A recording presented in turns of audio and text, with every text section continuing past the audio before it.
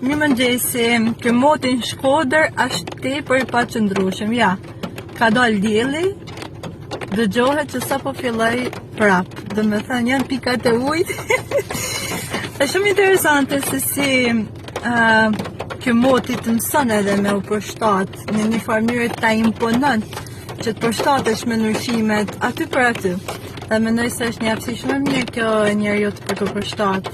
E aty në që e përqafojnë faktikisht si aftësi, se ka raste që nuk e përqafojnë situatat ndryshme ose në momente të ndryshme.